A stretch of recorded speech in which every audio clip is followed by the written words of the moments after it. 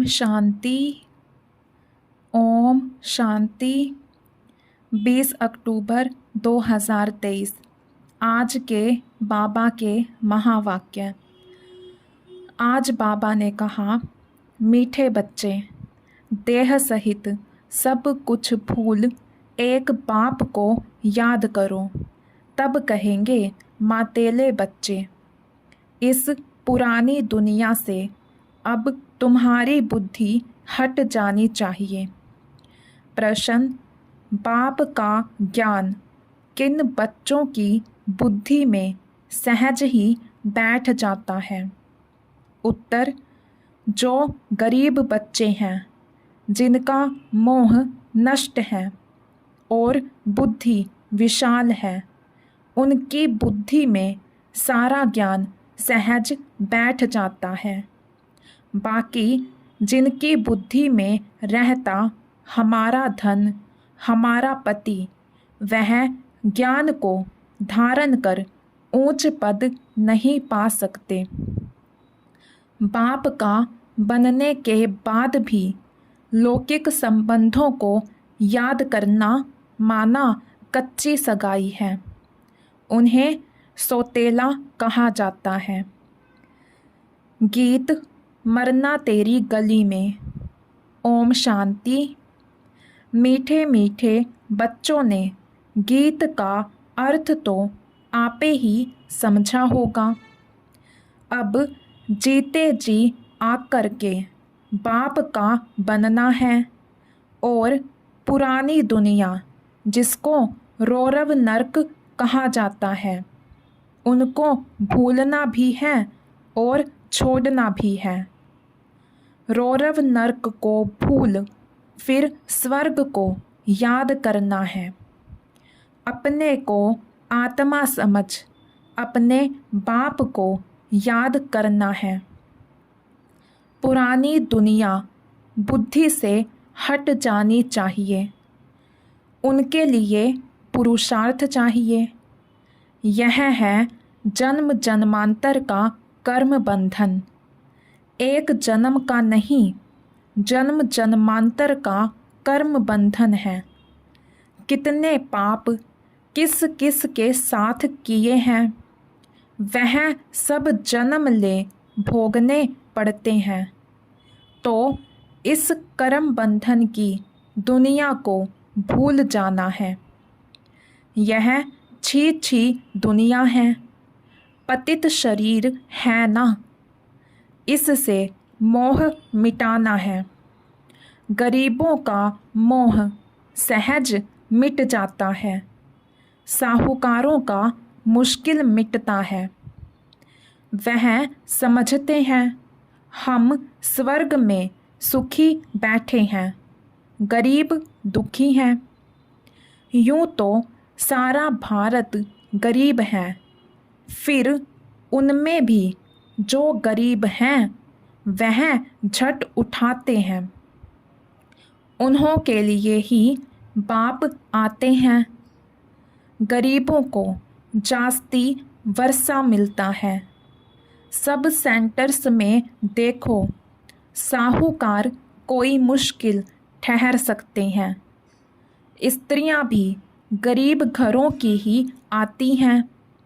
धनवान को तो पति से सुख मिलता है, इसलिए उनसे बुद्धि योग टूट नहीं सकता। गरीब ही अक्सर करके ज्ञान लेते हैं। बाप है ही गरीब निवाज।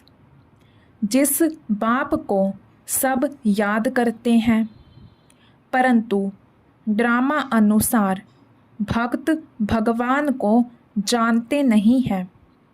भगवान तो है ही भक्तों का रक्षक, भक्ति का फल देने वाला। सदगति दाता एक बाप है। तुम बच्चे बाप द्वारा अभी ज्ञान की बातें सुन रहे हो। यह ज्ञान उन्हीं बच्चों की बुद्धि में बैठता है जिनकी बुद्धि विशाल है, मोह नष्ट है, जिनकी बुद्धि में रहता है कि हमारा पति, हमारा धन आदि है, वह ऊंच पद पा नहीं सकते। पद वह पाते हैं जो रचता और रचना का परिचय देते हैं। बाप को पहचाने बिगर वर्षा कैसे मिले? साजन को सिर्फ साजन कहने से फायदा नहीं हो सकता। जाने पहचाने बिगर साजन से सगाई कैसे हो सकती है? कन्या की सगाई होती है तो उनको चित्र आदि दिखाते हैं। फलाने का बच्चा है, यह ऑक्यूपेशन है, आगे दिखलाते नहीं। ऐसे ही शादी करा देते थे तो भी उनका ऑक्यूपेशन तो बताते हैं ना। यहाँ कोई कोई बच्चे अपने बाप को अथवा साजन को जानते ही नहीं, तो सगाई कैसे हो? नंबरवार हैं। कईयों की कच्ची सगाई है, पारलौकिक साजन को याद नहीं करते। लौकिक साजन को लौकिक संबंधियों आदि को याद करते रहते तो गोया कच्ची सगाई है। उनको सौतेले बच्चे कहा जाता है, पक्के को मातेले बच्चे कहा जाता है। मातेले बच्चे बहुत थोड़े हैं। भट्टी में इतने पड़े, उनमें से कितने कच्चे निकल पड़े। अपने साजन को पहचानते ही नहीं। जैसे पारा हथेली पर ठहरता ही नहीं है ना, वैसे ही याद भी इतनी मुश्किल है। घड़ी घड़ी भूल जाते हैं।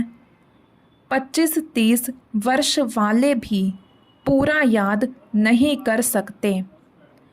तुम जानते हो, पारलौकिक साजन स्वर्ग के 21 जन्म लिए महारानी महाराजा बनाने वाला है।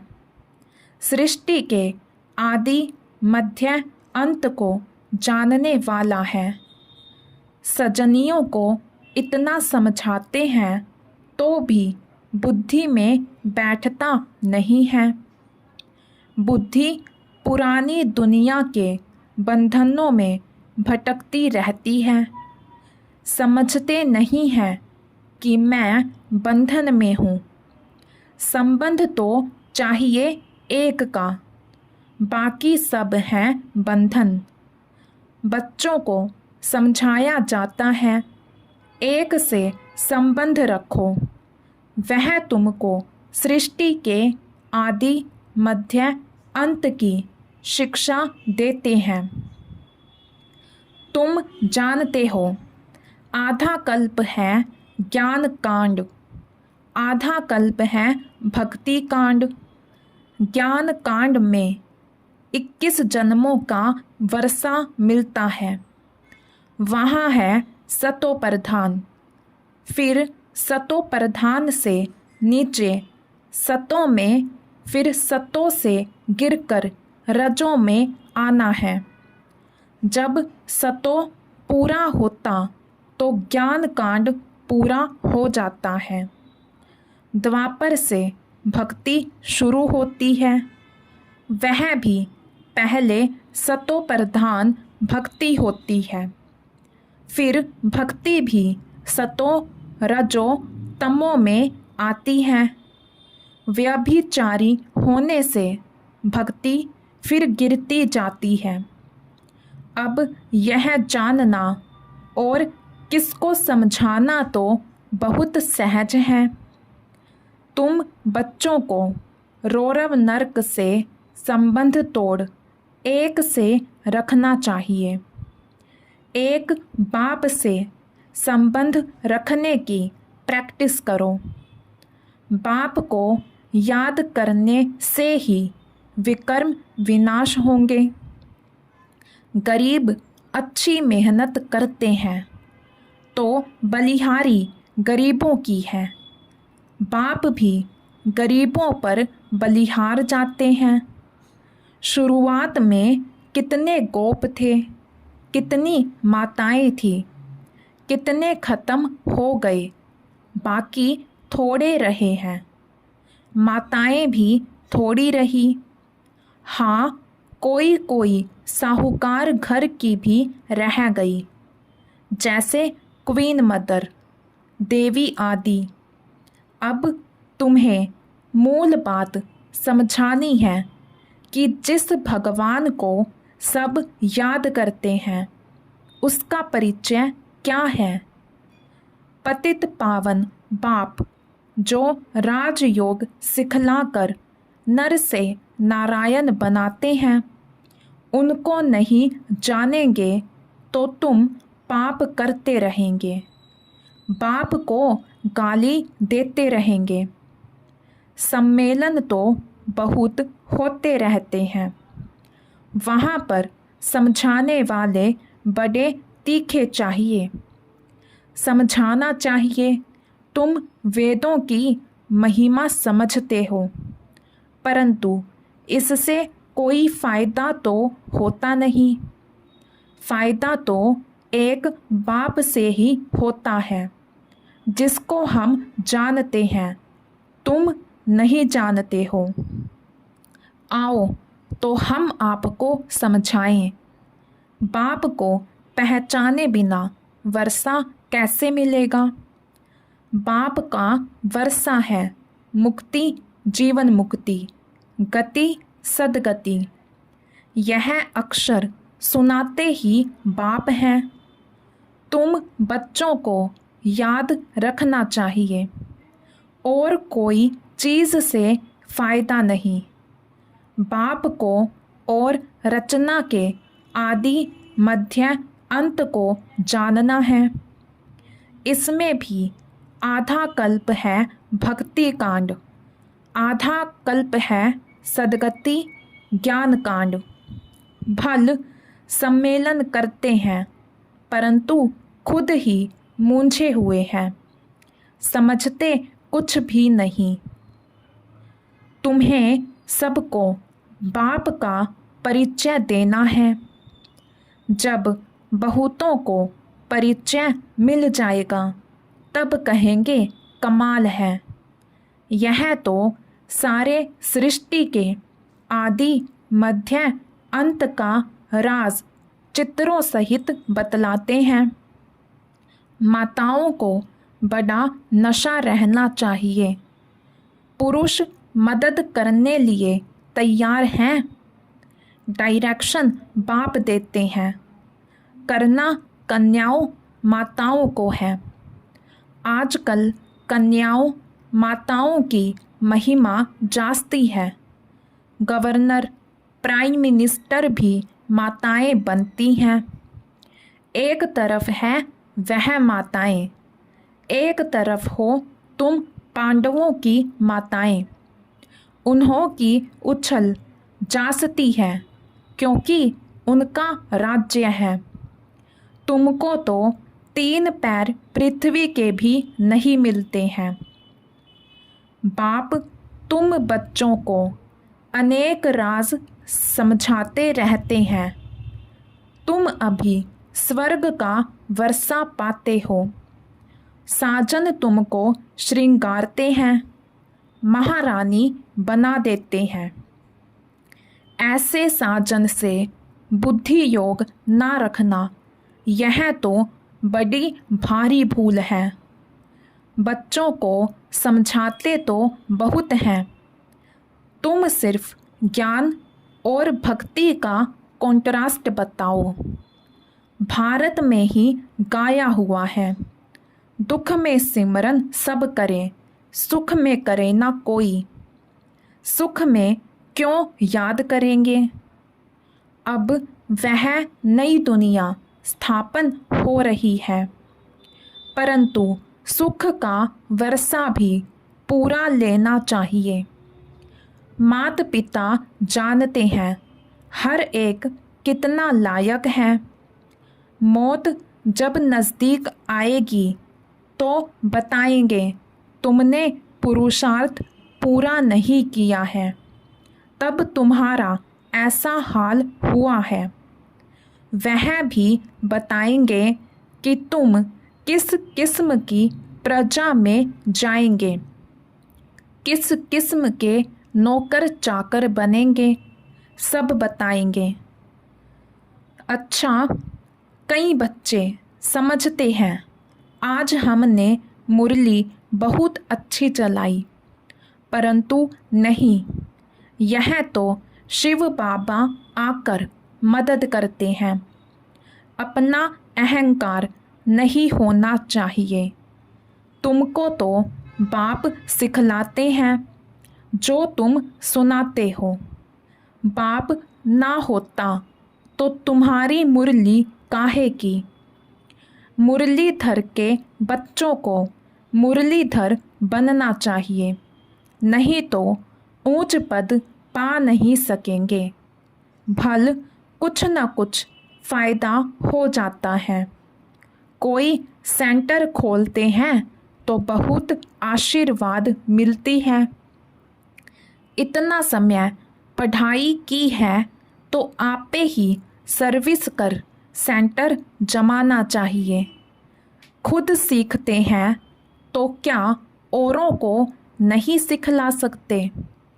ब्रह्मा कुमारी की मांगनी करते हैं तो बाबा समझ जाते हैं शायद खुद में इतना ज्ञान नहीं है। बाकी यहाँ आकर क्या करते हैं। बाबा तो समझाते हैं बादल आए, रिफ्रेश होकर जाए, वर्षा बरसाएं, नहीं तो पद कैसे पाएंगे। मम्मा बाबा कहते हो तो गद्दी पकड़ कर दिखाओ। यह भी कोई को अहंकार नहीं आना चाहिए कि हमने दिया, तुम कुछ भी ना दो। बाबा तुमको कौड़ी के बदले हीरा देने से भी छूट जाएगा। अच्छा, मीठे मीठे सिक्के लधे बच्चों प्रति माता पिता बाप दादा का याद प्यार और गुड मॉर्निंग। रूहानी बाप की रूहानी बच्चों को नमस्ते। धारणा के लिए मुख्य सार। एक के साथ सर्व संबंध रख बुद्धि योग अनेक बंधनों से निकाल लेना है। एक के साथ पक्की सगाई करनी है। बुद्धि योग भटकाना नहीं है। बाप समान मुरलीधर बनना है।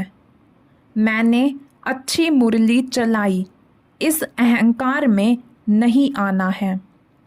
बादल भरकर वर्षा करनी है। पढ़ाई की है तो सेंटर जमाना है। वरदान। बाप को सामने रख ईर्ष्या रूपी पाप से बचने वाले विशेष आत्मा भव। बाप को सामने रख ईर्ष्या रूपी पाप से बचने वाले विशेष आत्मा भव। ब्राह्मण आत्माओं ने हमशरीक होने के कारण ईर्ष्या उत्पन्न होती है। ईर्ष्या के कारण संस्कारों का टक्कर होता है, लेकिन इसमें विशेष सोचो कि यदि हमशरीक किसी विशेष कार्य के निमित्त बना है तो उनको निमित्त बनाने वाला कौन। बाप को सामने लाओ तो ईर्ष्या रूपी माया भाग जाएगी। अगर किसी की बात आपको अच्छी नहीं लगती है तो शुभ भावना से ऊपर दो, ईर्ष्यावश नहीं। आपस में रेस करो, रीस नहीं, तो विशेष आत्मा बन जाएंगे। स्लोगन। बाप को अपना साथी बनाकर माया के खेल को साक्षी हो देखते चलो। बाप को अपना साथी बनाकर माया के खेल को साक्षी हो देखते चलो। मातेश्वरी जी के मधुर महावाक्य। अपना असली लक्ष्य क्या है? पहले पहले यह जानना ज़रूरी है कि अपना असली लक्ष्य क्या है। वो भी अच्छी तरह से बुद्धि में धारण करना है, तब ही पूर्ण रीति से उस लक्ष्य में उपस्थित हो सकेंगे।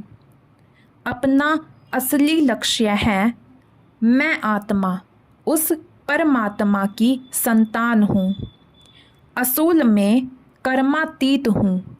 फिर अपने आप को भूलने से कर्म बंधन में आ गई।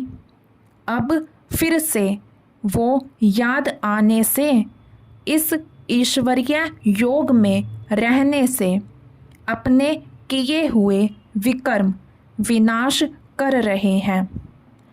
तो अपना लक्ष्य हुआ, मैं आत्मा परमात्मा की संतान हूँ।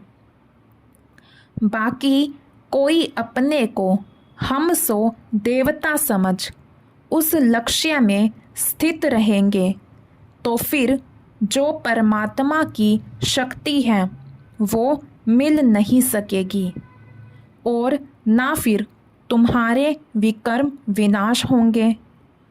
अब यह तो अपने को फुल ज्ञान है, मैं आत्मा परमात्मा की संतान कर्मातीत हो भविष्य में जाकर जीवन मुक्त देवी देवता पद पाएंगे। इस लक्ष्य में रहने से वह ताकत मिल जाती है। अब यह जो मनुष्य चाहते हैं, हमको सुख शांति पवित्रता चाहिए, वो भी जब पूर्ण योग होगा तब ही प्राप्ति होगी। बाकी देवता पद तो अपनी भविष्य प्रारब्ध है, अपना पुरुषार्थ अलग है और अपनी प्रारब्ध भी अलग है, तो यह लक्ष्य भी अलग है। अपने को इस लक्ष्य में नहीं रहना है कि मैं पवित्र आत्मा आखरीन परमात्मा बन जाऊंगी, नहीं, परंतु हमको परमात्मा के साथ योग लगाए पवित्र आत्मा बनना है। बाकी आत्मा को कोई परमात्मा नहीं बनना है।